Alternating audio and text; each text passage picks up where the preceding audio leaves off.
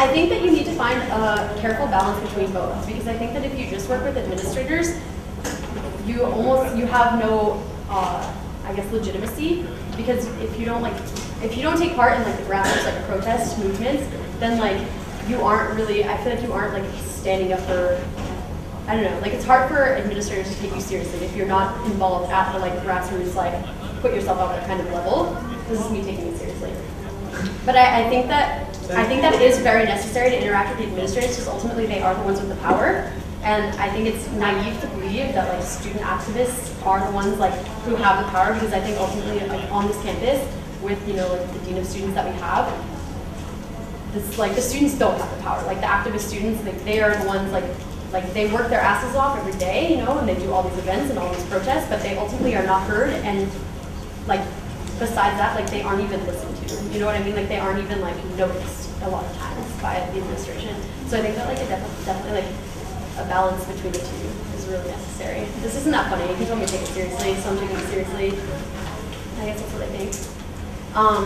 Because I mean, I guess like I myself am both an activist and someone who interacts with the administration. Like I'm part of Students for Justice in Palestine, and like my role in that club is essentially to do both of those things. Like I take part in the protests and I do those things, but I also think that it's very necessary to like work with the administration and sort of interact with them, because otherwise like they don't take you seriously, and it's important for them to take you seriously because they have so many ways of like keeping you quiet.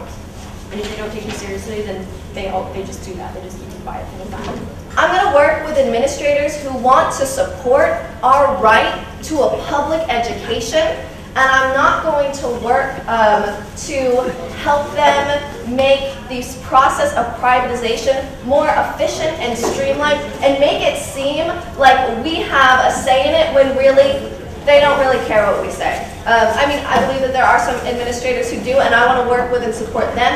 And I also do want to organize a student movement on campus. And when I say that, I don't mean just a group of people protesting, but I mean the entire student body getting together, recognizing the fact that this is an issue that affects all of us, and deciding whether or not we're going to stand up and fight for this. The administration is not the only authority on campus. We are the students, and we are the authority on campus, and we need to stand up and realize that for ourselves. Okay, let's see, 40 seconds. It's funny, you get off and then it's hard to get back on. We're the authority on campus, believe in a student movement. We also need to double underrepresented minority enrollment and pass the DREAM Act, because a fight for education has to be a fight for all of us, not just for the people who can afford to go here. And we need to be supporting each other as allies. And we need to be educating each other on how we can be effective and how we can show the administration that we're serious about this, and that we're not going to stop if we don't get what we want after one protest. We're going to keep building, and we're going to keep going, and it may take more than a month, more than a protest, or more than a year, but we're going to keep doing it. As the ASUC president, to engage with the administration and make sure that student voices are heard. I think that, I will say, however, I think that if students were heard and if the administration were listening to students, there would be a less need for student protests. For example, I was interviewed by the Daily Cow when the students were standing on the roof of Wheeler, and they asked me how I felt about this. And they read off the demands to me. A lot of them had to do with operational excellence. And these were things that I had been fighting for. Getting student representation on the operational excellence committees, different things like that. And I feel like if they would just listen to what we had to say as students, there would be a less need for that. And I just thought it was a shame that it had to get that far. At the same time, I do feel like I would definitely support being involved in different types of movements. I have been involved in different things like, for example, the blackout with the African American students last year, and that wasn't just a fight against hate crimes against Black folks, but it was against the queer community, against Jewish students, that the things that were public, but also standing up against things that aren't necessarily publicized. So just the student involvement in the decision-making processes.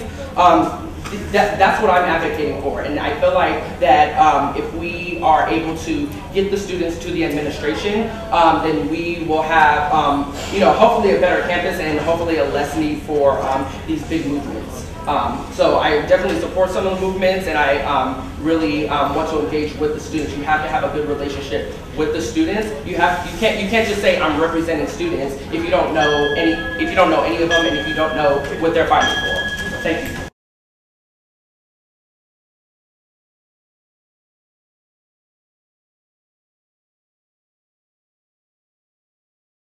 I think there's two major things that the store operations board should pursue next. I think the first thing is to make sure that we are somehow increasing student representation on that board. There have been a lot of issues with student space. For example, the Eshelman Library, which a lot of students use, was formerly a 24-hour library on the 7th floor of Eshelman. That was actually closed over the summer with very little student interaction. There was obviously students weren't even on campus, so they didn't know anything about it. Where else are we going to study? The libraries don't always have 24-hour space. So I've really been approaching it in a way to bring students into the conversation, and I really will be pressuring the store operations board to not only increase some sort of student representation, but also to inform students of what's going on in the decision-making process, so that students know what's going on and students' needs are met. The other important thing is really looking at how Lower Sproul redevelopment is going to be worked on. Lower Sproul starts next year. Eshelman is coming down. So not only are we, we're moving a lot of student space into an unknown location at this point, and it's really important to make sure that students are involved in that process. And once Lower Sproul is coming together over the next couple of years, where we start reallocating space for not only student groups but for businesses as well, it's important that we make sure that we all we're informed about what we're doing, and that students are involved in the process. The issue with the store operations board over the past few years has been that they don't listen to students. They don't measure what students want and listen and then do that, right? They just random businesses and looking for example, Subway, right? We're supposed to get a Subway at some point, apparently. Or last year that was the case anyways.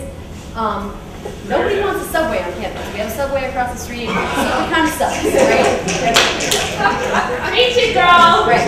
Anyways, so if the store operations board was paying attention, they would realize that their next project should obviously be Taco Bell. Yeah!